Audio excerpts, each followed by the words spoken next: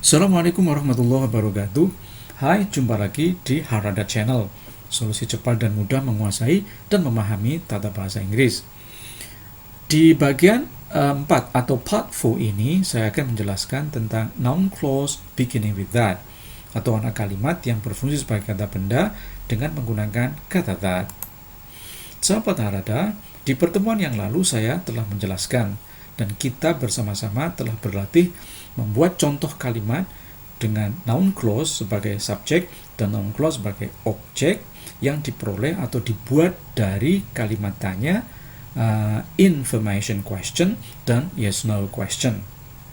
Di part 4 ini saya akan menjelaskan dan kita akan bersama-sama berlatih lagi membuat contoh kalimat noun clause sebagai subjek dan noun clause sebagai objek yang dibuat atau diperoleh dari kalimat positif dan kalimat negatif. Dalam kalimat positif dan kalimat negatif, kita hanya perlu kata that diletakkan di awal kalimat, lalu ditempelkan di awal kalimat untuk membentuk noun clause. Sebagai contoh, ini nomor 1. Asal muasalnya adalah the sun sets in the west. Ini kalimat positif. Kemudian kita ingin membuat subjek kalimat untuk noun clause dari kalimat positif. Kita cukup meletakkan kata that di awal kalimat menjadi that the sun sets in the west is a fact. Jadi subjeknya ini that the sun sets in the west is a fact. That di sini fungsinya untuk memperkenalkan noun clause. Untuk noun clause sebagai subjek, that bla bla bla di sini memiliki persamaan seperti ini, menjadi it is a fact that. That yang di awal kalimat atau sebagai noun clause sebagai subjek di sini tidak bisa dihilangkan. Namun untuk that yang ada di belakang di sini sebagai persamaannya, that di sini bisa dihilangkan. Meskipun that ini bisa dihilangkan, tetapi tidak mempengaruhi artinya. Oke. Kita berlatih untuk nomor 2. Tom has not finished doing his homework. Tom belum selesai mengerjakan pekerjaan rumahnya. Menjadi that Tom has not finished doing his homework is a pity. Sama dengan it is a pity that Tom has not finished doing his homework. Sekarang nomor 3. The world goes around the sun. Bumi mengelilingi matahari. Kita letakkan di sini. Kita tambah kata that ya. Coba ini saya blok. Diletakkan di sini. Ditambahi kata that. That the world goes around the world is true. Sama dengan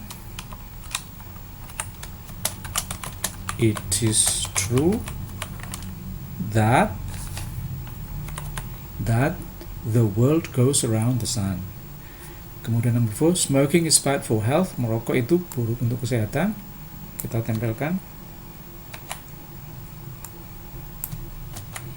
Ditambahi kata that. That smoking is bad for health is apparent. Sama dengan it is apparent that smoking is bad for health. Oke, mudah sekali. Berikutnya number 5. Running is a very cheap sport. Berlari adalah olahraga yang murah. Menjadi,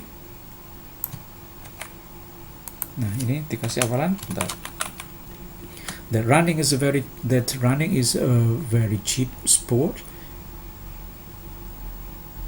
Ini kurang is, nah gini, sama dengan it is a well known fact that running is a very cheap sport. Berikutnya, she doesn't have understand Japanese. Menjadi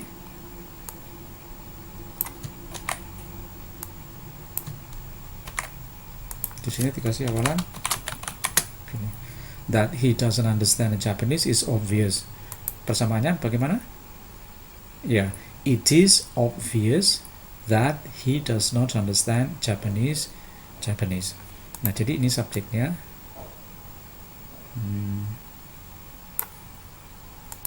Gini.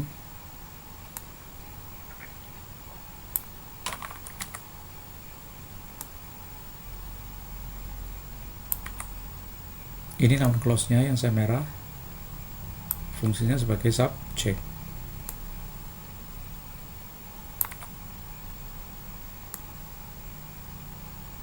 Gini. Oke. Sekarang untuk kita berlatih membuat contoh noun clause sebagai objek.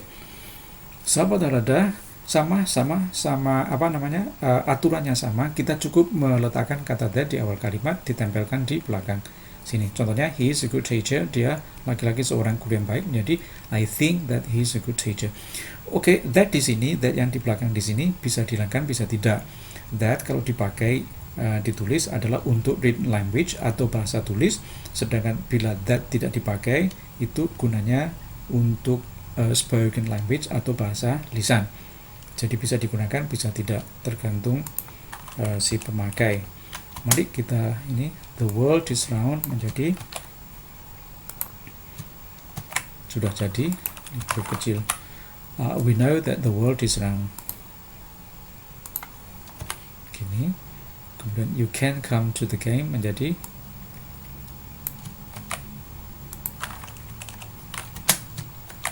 gini, ini huruf kecil. Nah, ini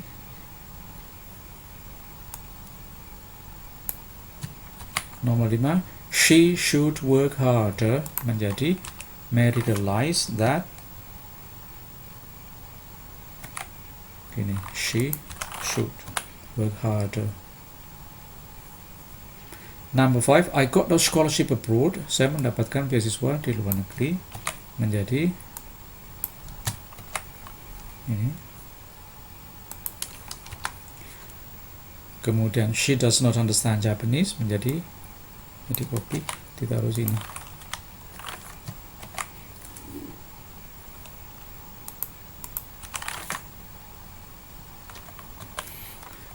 Mana noun clause-nya? Ini noun clause-nya. Ini.